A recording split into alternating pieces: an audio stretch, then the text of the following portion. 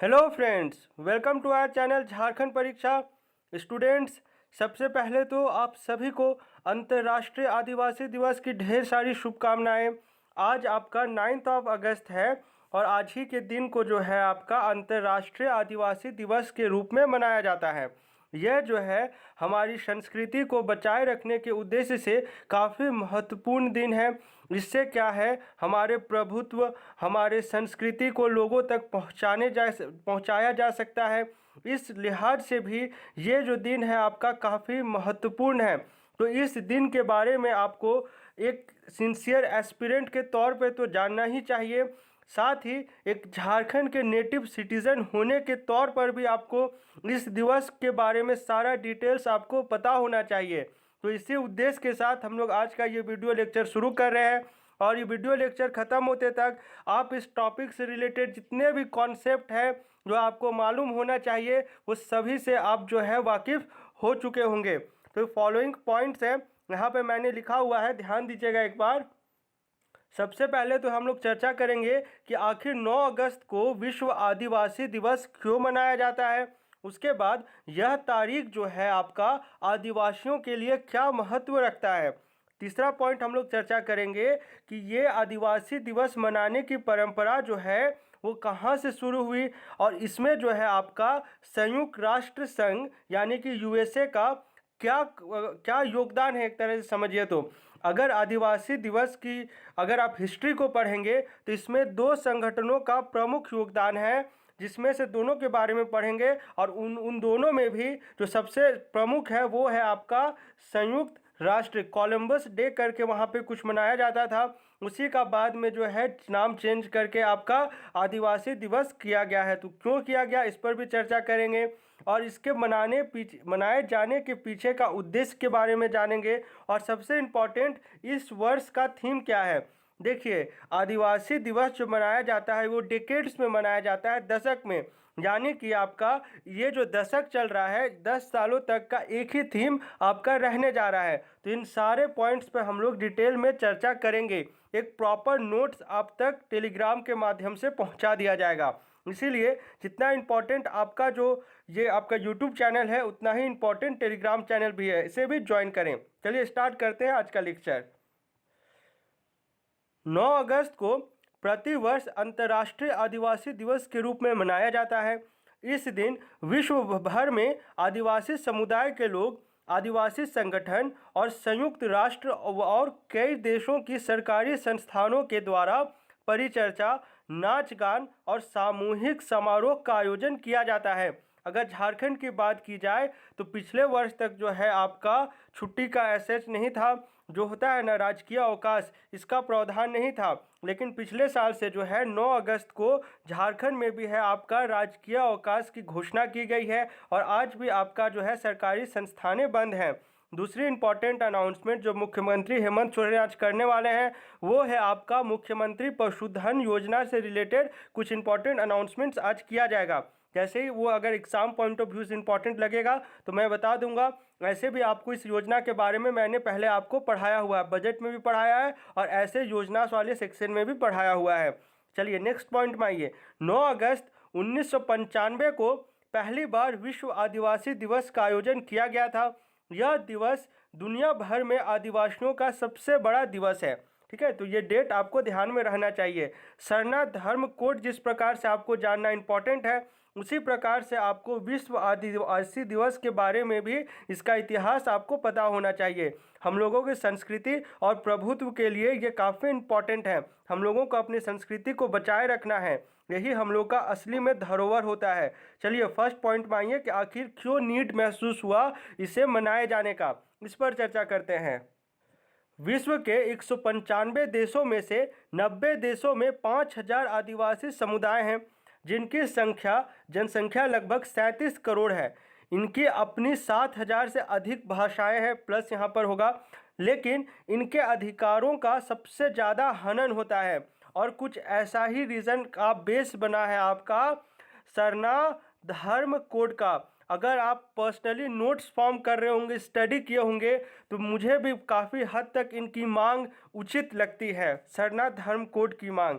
इसी को मद्देनजर रखते हुए विश्व आदिवासी दिवस मनाने का निर्णय लिया गया है, जिसका मूल उद्देश्य दो मुख्य उद्देश्य है। कौन कौन सा इंटर रिलेटेड है एक दूसरे से, समझिएगा। आदिवासियों के अधिकारों की सुरक्षा एवं बढ़ावा को सुनिश्चित करना। अगर आदिवासियों के अधिकार सुरक्षित होंगे तो हमारे प्रकृति जो है वो अपने आप ही सुरक्षित रहेंगी।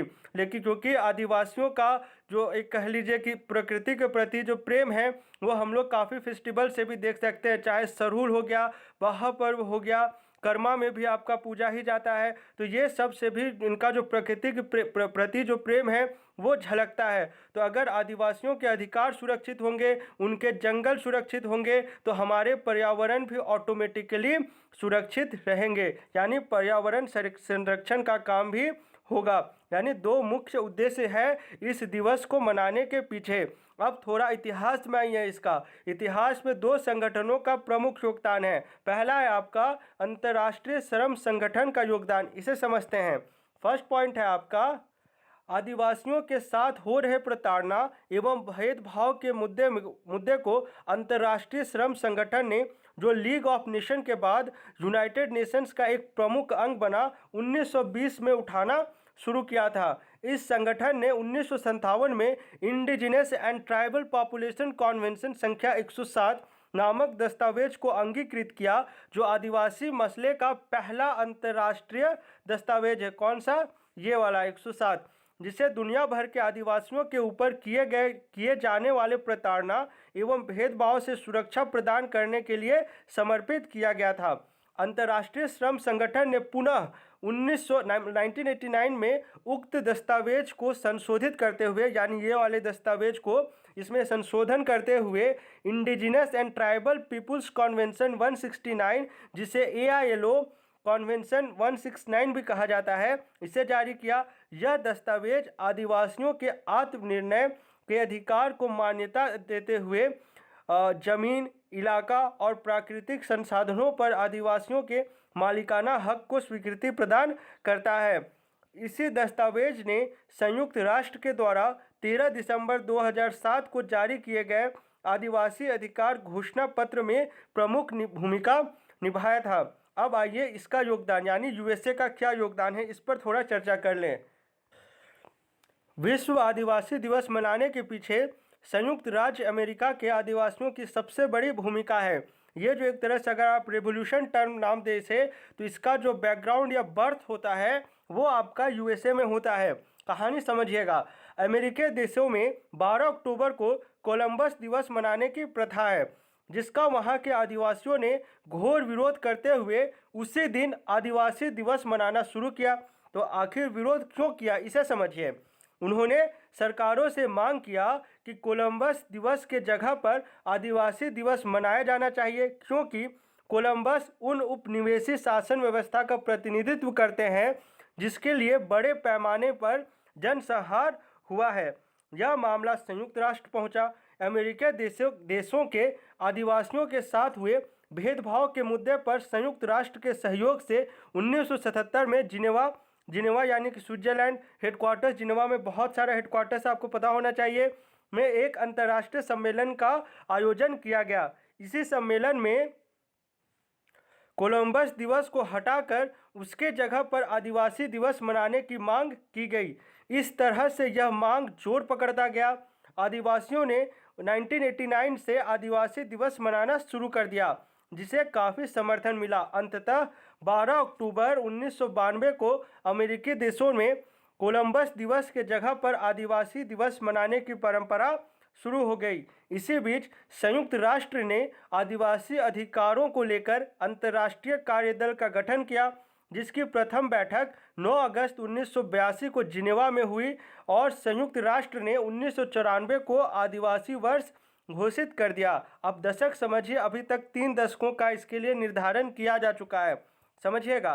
पहला है आपका 23 दिसंबर 1994 को संयुक्त राष्ट्र ने वर्ष 95 से 2004 को प्रथम आदिवासी दशक घोषित किया था, तथा आदिवासियों के मुद्दे पर 9 अगस्त 1982 को हुए प्रथम बैठक के स्मरण में 9 अगस्त को प्रति वर्ष आदिवासी दिवस मनाने की घोषणा की गई थी। इसके अलावा संयुक्त राष्ट्र ने 2005 से 14 को द्वितीय आदिवासी दशक घोषित किया, जिसका मकसद आदिवासियों के मानव अधिकार, पर्यावरण, शिक्षा, स्वास्थ्य, आर्थिक एवं सामाजिक विकास के मुद्दों को सुलझाने के लिए अंतर्राष्ट्रीय सहयोग को मजबूत करना था। उसके बाद अब जो चल रहा आपका प्रेजेंट में वो है, संयुक्त राष्ट्र ने 22 मार्च 2021 को घोषणा की कि 2022 से 2032 को आदिवासी दिवस के दशक के रूप में मनाया जाएगा, जो सिर्फ भाषा के संरक्षण व संवर्धन पर केंद्रित होगा। इसीलिए आप देखे होंगे कि लंदन के जो आर्काइव्स है उसमें फर्स्ट टाइम जो है असुर भाषा को जगह दी गई थी। ये सब इसी इनिशिएटिव का हिस्सा है। घोषणा में आदिवासी भाषाओं के संरक्षण एवं उत्थान के लिए क्या क्या करना है या क्या क्या किया जाना चाहिए उसे भी आपका रेखांकित या बोल्ड किया गया है। अब थीम पे आइए। बचेगी भाषा तभी जीवित रहेगी संस्कृति। यह जो है इस दशक का थीम है और यही आज का आपके लिए भी थीम है। उम्मीद करते हैं आज का वीडियो लेक्चर आपको पसंद आया होगा और आपको काफ़ी कुछ सीखने को भी मिला होगा।